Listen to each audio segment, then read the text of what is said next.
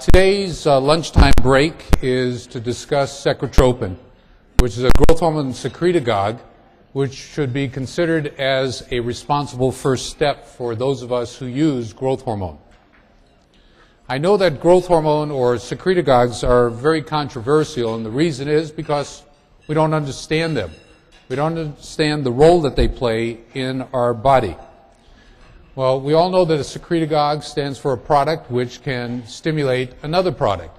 In this scenario, growth hormone releasing factor or growth hormone releasing peptide or growth hormone releasing hormone stimulates growth hormone. And the question is, how is that achieved? And it's our lack of knowledge in the past that has made us think that, we don't understand how it works, therefore it doesn't work. Well, there's been a lot of recent research, even after we developed this in 2001, that has come to clarify how these products work. But first off, we have to have a clear understanding of positive feedback, which is based upon growth hormone releasing hormone, which is the standard manner in which our body signals to the anterior pituitary to produce growth hormone. When there's a deficiency, the hypothalamus signals for growth hormone releasing hormone to be released, and the somatotropes are turned on.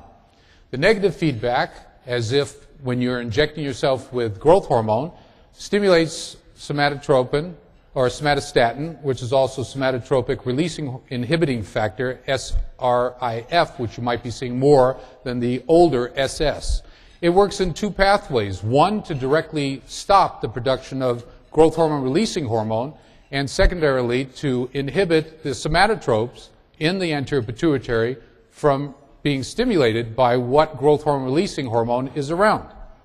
So you've got this yin and yang imbalance that occurs in the body. Well, if you look at the production of growth hormone in the body on a daily basis, we see that there are a number of pulses that occur. The greatest pulse occurs between 10 o'clock at night, 8 o'clock at night until 6, 4 in the morning, the greatest amount. So logically, if you were to use injectable growth hormone at nighttime, the natural production of growth hormone will be suppressed. Also, you see the left is the younger population, the right is the older population. You see the frequency of pulsing of growth hormone through the day diminishes as we get older, and the magnitude or amplitude of the production decreases.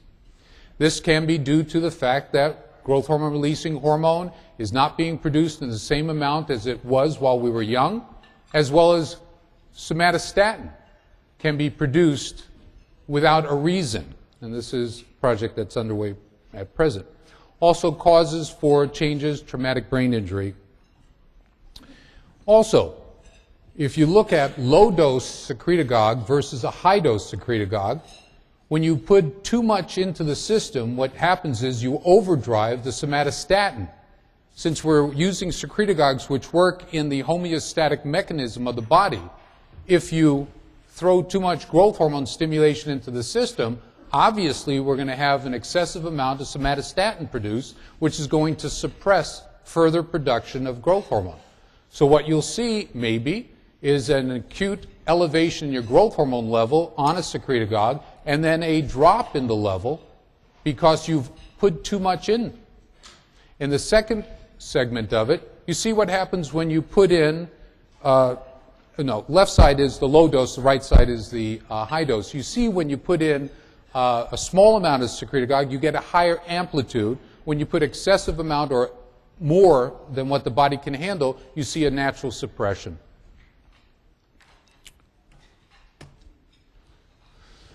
Somatostatin preliminary results from a group of articles show that when you use growth hormone, after the second injection of growth hormone, regardless of what the dose is, the intrinsic production of growth hormone drops by 40%. So what happens when you use injectable growth hormone, let's say someone has 200 for the sake of round numbers, and you inject them with growth hormone after the second shot, their level, their natural production drops down to 120.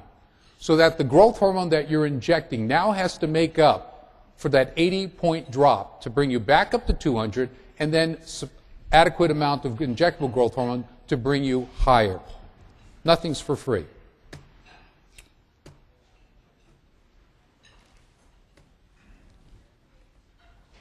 Okay.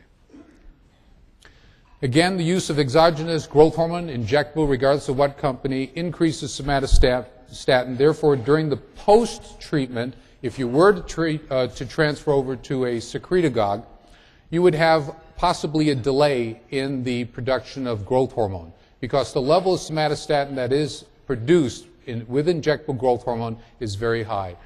I will say that the product Secretropin does have in it a high amount of arginine, absorbable arginine, which has been known for 30 plus years to, in and of itself, suppress somatostatin production.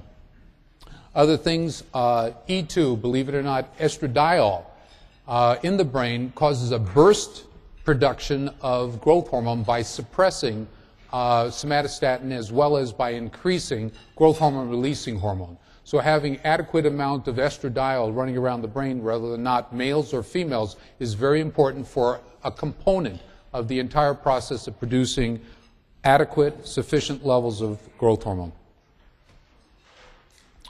Growth hormone secretagogues, recent advances in application.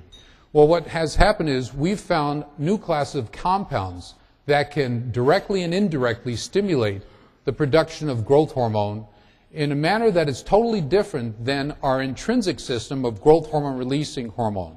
In fact, they've actually found new receptors. Let's just repeat on that. This forward's not working too well. There we go.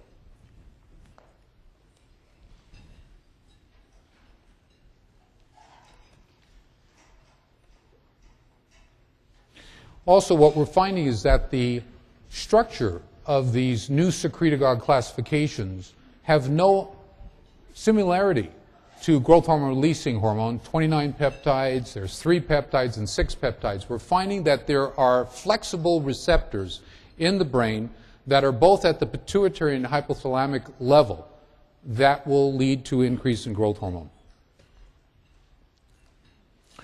A number of research centers have found that these specific receptors, again, in the brain at the pituitary gland, are unique and are called secretagogue, synthetic growth hormone secretagogue receptors, because they don't fit the pattern that would be anticipated as a peptide or a growth hormone releasing hormone or factor.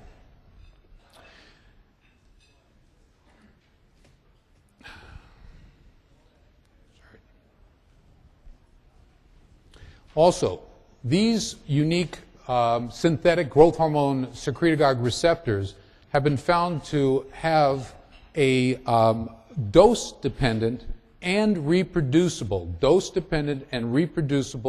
effect on production of growth hormone. In a traditional manner, the hypothalamus, growth hormone releasing hormone, goes down to stimulate the production of growth hormone. And what we're finding is this whole array, this soup of other products, dopamine, DHEA, non-peptides, peptides, arginine, amino acids, that all in and of themselves can either amplify by working with growth hormone releasing hormone or specifically by themselves increase the production of growth hormone, either by diminishing somatostatin, increasing growth hormone releasing hormone, or directly on the somatotropes, increasing their production and release. Specific amino acids, there are a whole group of articles, 180 articles that I looked at, that talk about arginine, lysine, ornithine, ketoglutamine, all been shown in and of themselves to stimulate growth hormone production when infused by IV or taken orally. Parenterally, they're fine, but given orally, the bulk of amino acid that you need to give can lead to osmotic diarrhea. So it's not a very favorable means by which one would want to increase their growth hormone production. But if you can give it in a microscopic dose, a very small, not homeopathic dose, in a small dose, because you've done something to the delivery, or you provided a delivery technique where you don't have to worry about hydrochloric acid denaturing of the amino acids, as well as there's no first pass because the stuff gets right into the system.